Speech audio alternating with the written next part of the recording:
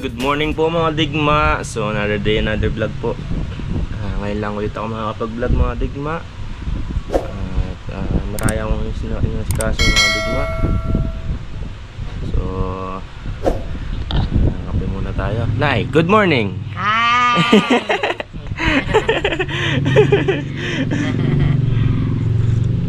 Masaya ngayon yan mga digma dahil binigyan yata ng pera ni Bullsdag. Yun, shoutout kay paring Mario yata, shoutout doon. Binigyan niya na siya ng pambili ng tinapay. So sila nag-usap ni Bullstag, hindi naman po ako nakikialam pagka bigay nila. Hindi ko naman po pinakikialaman kahit noon pa. So yun, shoutout kay paring Mario David. Yun. Kaya masaya si Mama Bebe. So kape muna tayo mga digma.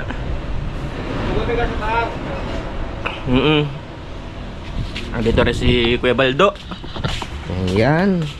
Kami ay maglilinis po ng ng aking Voltron. Papatulong ako sa kanya mga digma. Gagayak na siya. So ayan po. Dick, sama natin si Dick. Hello ka muna, Dick. Pamangkin po ni Kuya yan, lilinisin namin, pagtutulong-tulungan namin para to mga digma, ginamit to na hindi pininturahan, tapos pagkayaring ginamit nilagyan ng langis, ayan no. Kaya kailangan baklasin yung mga langis na yan bago pinturahan.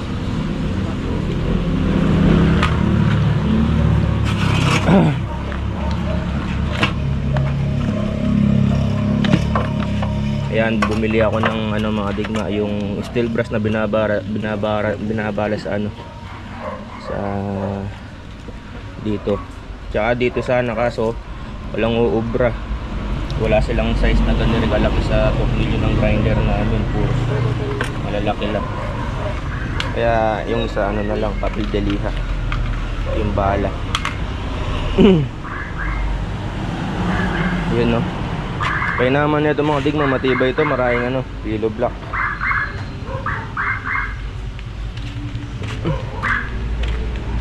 Tapos yung eliso niya, ayan no. Pinakakumukuha na niyang tubig.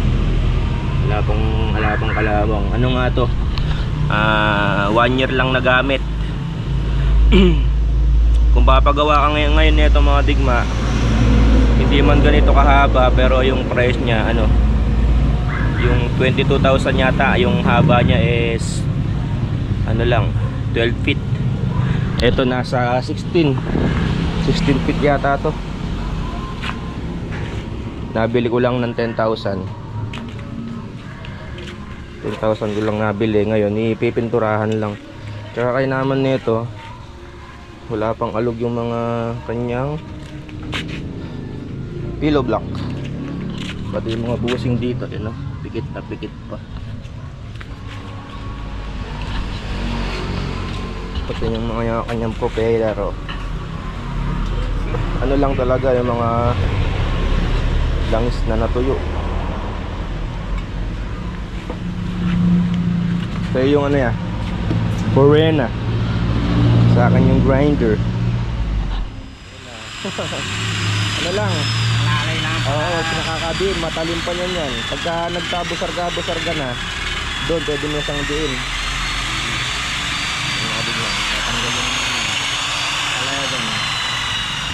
Importante lang naman dyan, matanggal yung kalawang, yung dumikit yung gilder, yung primer epoxy.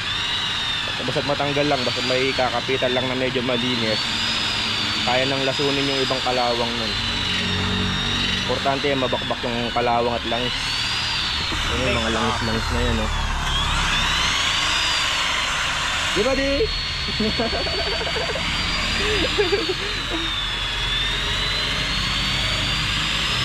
Mag-ano muna tayo mga digma.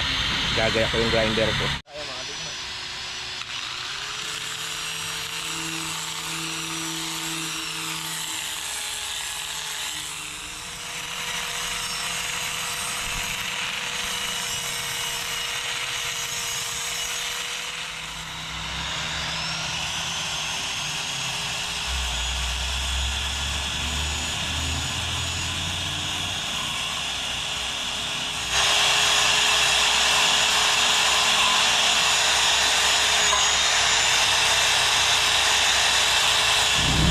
So ayan mga digma, nalinis na ng ano, importante ano, yung yan lumito yung ano, kaya ng lasunin dun sa panlaso ng ano yan, kalawang. Yan dapat matyaga lang. Gusto kong i-restore talaga to kapal pa ng pagkabakal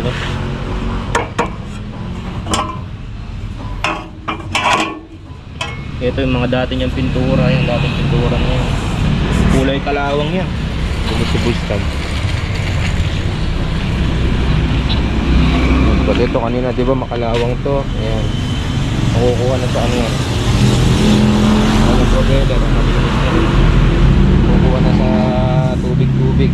Ano, lasunin yung kalawang.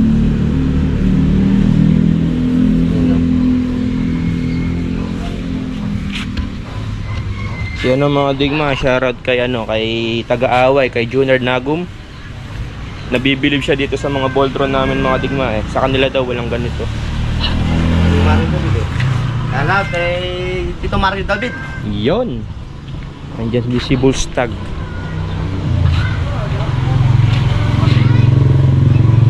Ba't ako yung alam pambiling merienda?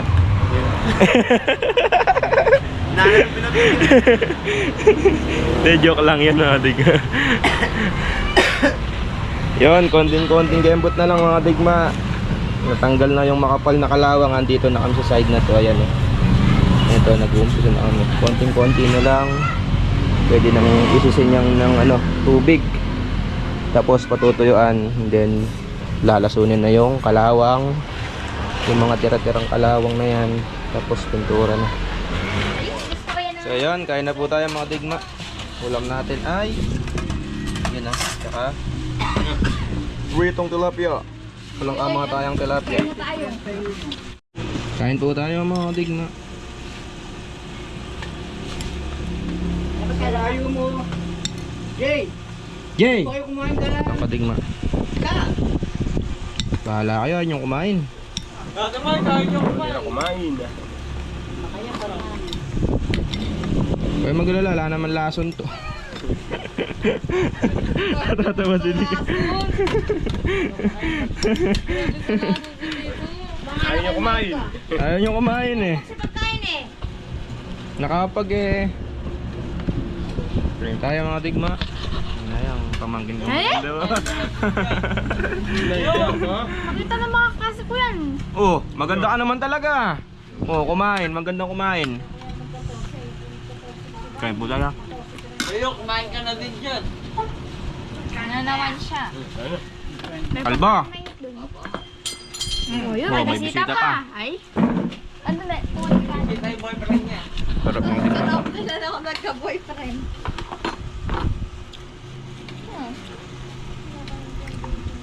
Kain na. Sarap. Ano? Oh, bakit? Nawaw na. Ganda nga naman ng inaanak ko to, no? Yung mga digma. Mga yan, miss you.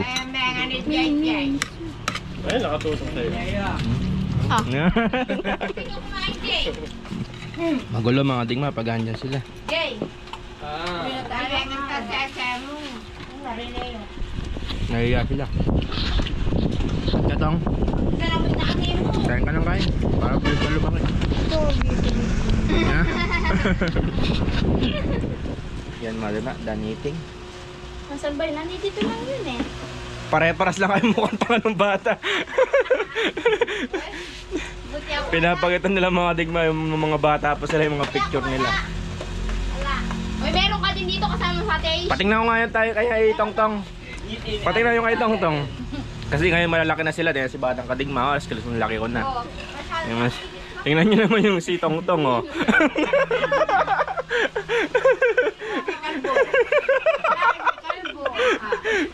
Ngayon ayan na siya, oh. Diba? Oh, ganyan yan yung itsura ko nung bata ako, oh. Nasaan? Oh, kaganda ko dyan. Malaki.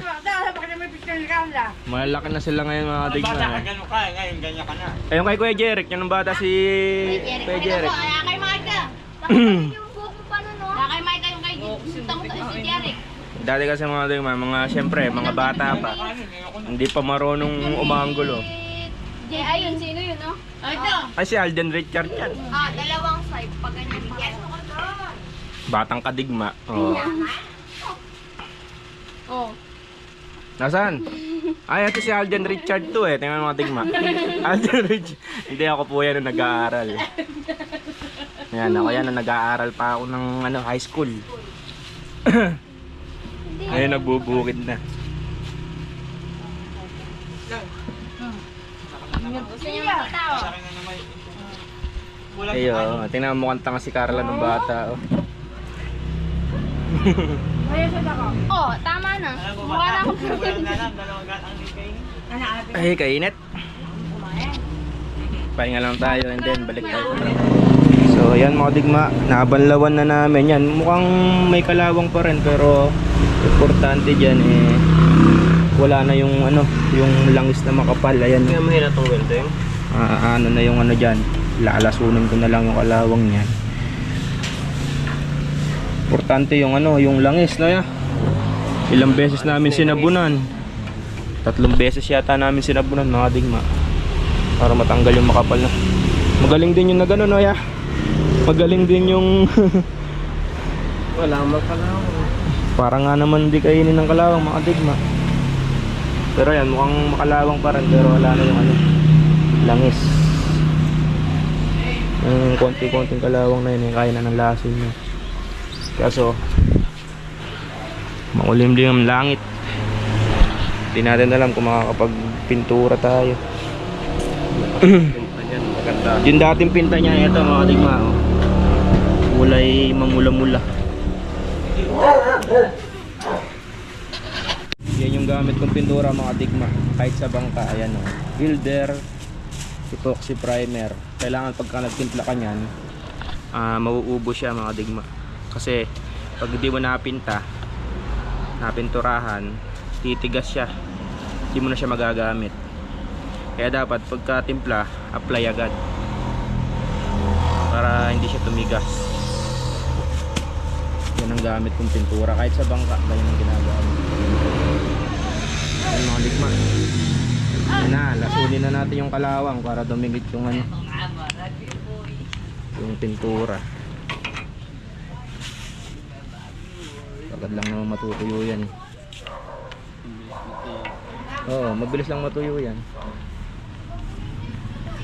Papatayin niya lang yung niyan, kalawang, tapos para dumikit yung pintura. Ganun lang naman yan eh. Plan na rin ako ng pintura mga digma.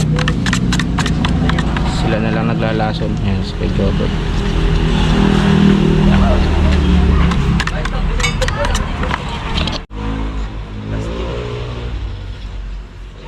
Yun o.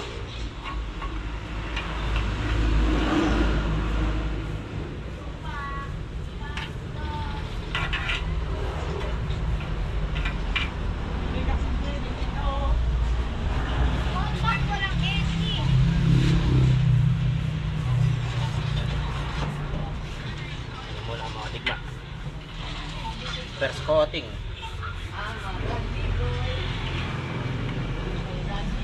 Yan na mga tingma, unti-unti ng pipinturahan. Kasi batang kadigma lang pala yung kailangan eh. Na Jay? Yay! Oh. Hindi na siya bata ngayon mga digma, binata na siya, halos kasi malaki pa sa akin. Ito hindi ko pinapipinta to kasi to eh, mga bearing to eh. Tingnan nyo pagkapinta no sa akin, kaganda oh. Ha? Kinis no? Na? Importante dyan Jay, makinis sa pagkakapinta. Sabi ko sa'yo, dapat makinis magtrabaho. Kapalan mo Ah. din yan. Yan! Ginagalingan nyo, kasi pa oh. Gusto pala natututukan ng camera oh.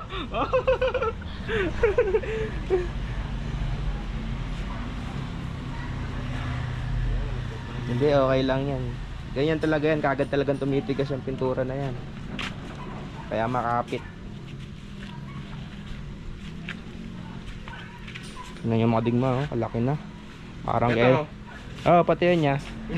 Pero lang tong, wag mo lang papapatakan to. Pero yung bilog, ano? Ito pwede.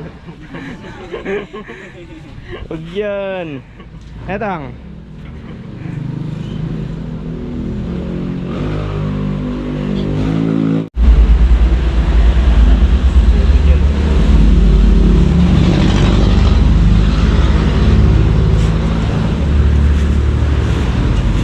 Ano ba din eh?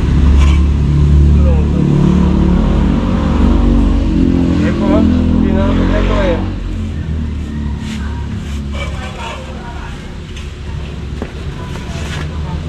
Alam Jay, dati akong ano? Dati akong pintor. Yan, dito. Hindi, dati akong ano, carpenter. Alam mo yung carpenter? Nagpapintura ng kotse. Carpenter.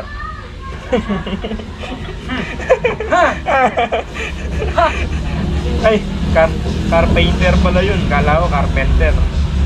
Ito. Ayun, malaki pa din yun. Kaya ano may tira-tirang yung ano, yung tawag doon, hindi na pipintura, papangalawahan pa naman yan. Hindi mo naman talaga mape-perfect sa una yan.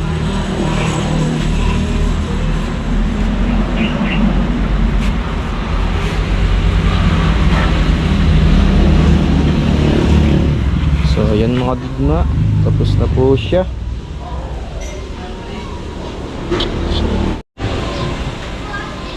So hanggang dito na lang to mga digma. Shoutout sa mga solid ka digma at sa walang sawang panonood at suporta. So till next vlog, ang yung likod na si JSLD nagsabing dali lang ang buhay, pili niyang magmasaya. And ciao, merci.